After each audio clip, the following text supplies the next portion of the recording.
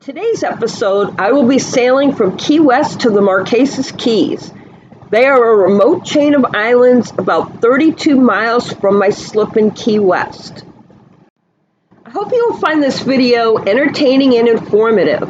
I've also added 3 bonus cruising tips to help you plan your trip to the Marquesas near the end of the video. And please be sure you stay tuned for the epic ending. We've cruised the Marquesas for years and have never seen anything like this.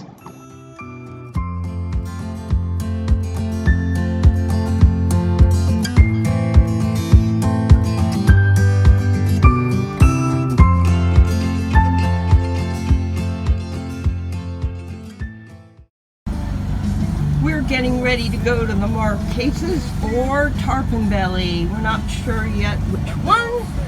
But we had to stop at the fuel dock first and get some fuel. So we're working on fueling up now. And we will be underway shortly. Saying goodbye to the fuel pair. We started fueling at 12:30 and it's now after 3 o'clock. We just finished fueling. They had problems with the fuel pump. It was sucking air between the actual where you pump it dispenser and the tank itself. So it was a long fueling. Anyway, we're on our way finally. Off to the Marquesas.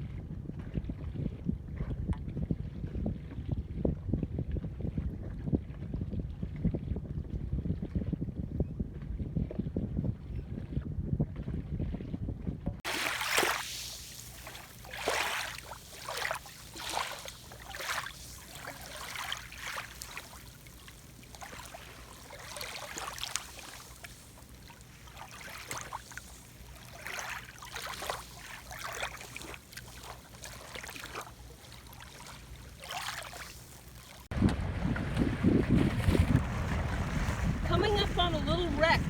This is the island part of the Marquesas. This little wreck has been here for a while, and we're just out in the dinghy exploring.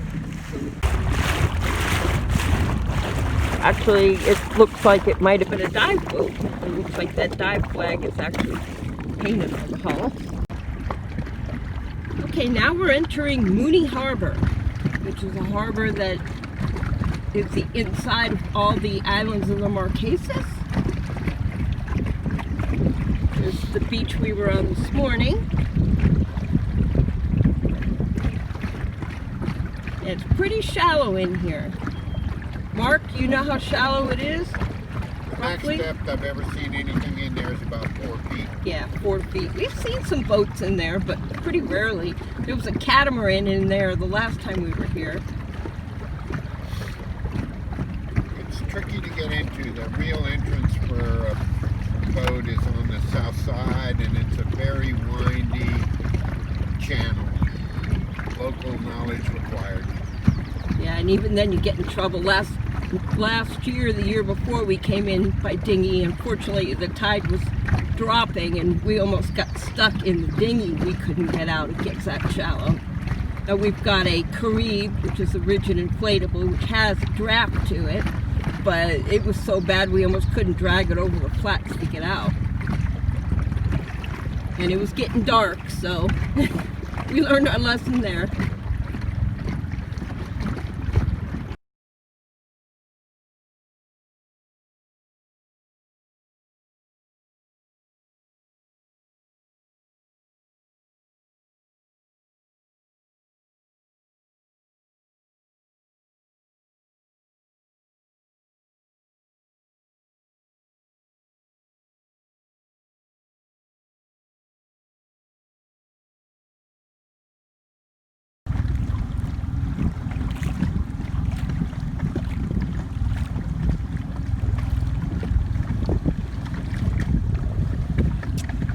There is the entrance back to the Atlantic.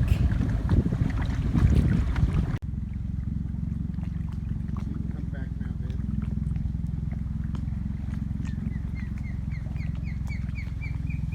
We're gonna crash!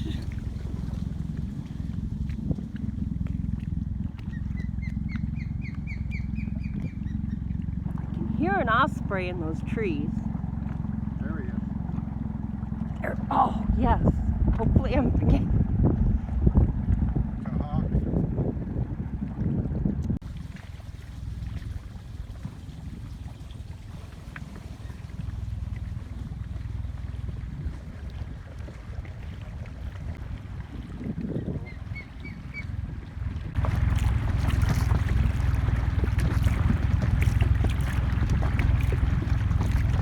Definitely see the color change.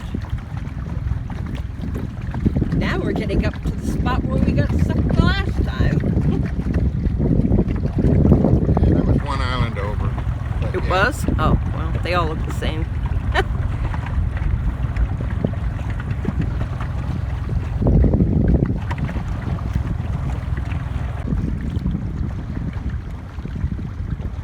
Dinghy access only.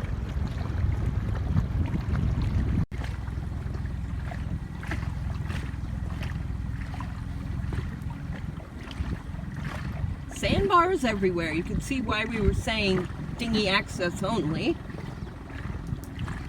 Shoals all the way around. And then back to that cute little beach, which is back here. But there's the beautiful Atlantic. Gorgeous sunny day.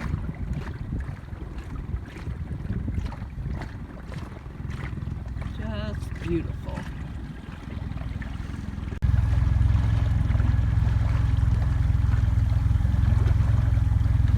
Coming over some of these flats. Oh, You gotta go forward. You gotta go forward. we may end up walking. I'm moving forward a little bit. There, now we're moving again.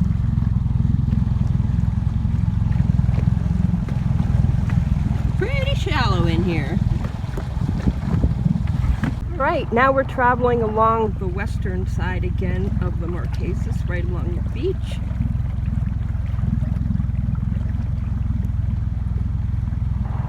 This is the part of the island where we turn to come in. Sugar white sand.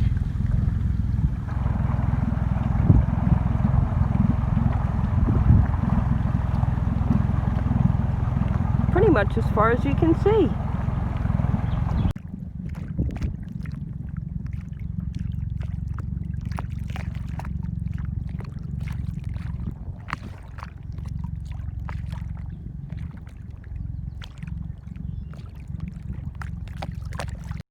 And as promised, here are my 3 bonus cruising tips. Thanks again so much for watching, and please remember to like and subscribe to my channel. That way you don't miss an episode. Enjoy the cruising tips. Tip number 1 is our secret spot. Shh, don't tell anybody. We're creatures of habit, and we always seem to anchor in the same area. The red X marks our secret spot. We haven't found any buried treasure yet, but we do find the bottom is excellent holding. It's seagrass with good patches of sand, and it's very good protection from an east wind. Tip number 2 is to watch your weather. Planning your weather is very important when you go to the Marquesas. There's no internet to download a forecast, so get a good weather report before you head out. Tip number 3 is about setting the anchor. Once you drop the hook, you want to be sure that it's set properly and not dragging. So I take a bearing on land and watch it carefully and then plan an afternoon cocktail. It can be as simple as an icy Diet Coke, which is my favorite, or an adult beverage with some cheese and crackers on the side. Sit back, relax, enjoy it. It's been a long trip. Then after a little bit of watching to be sure that we're set properly, we launch a dinghy and take my dog Emily to the beach.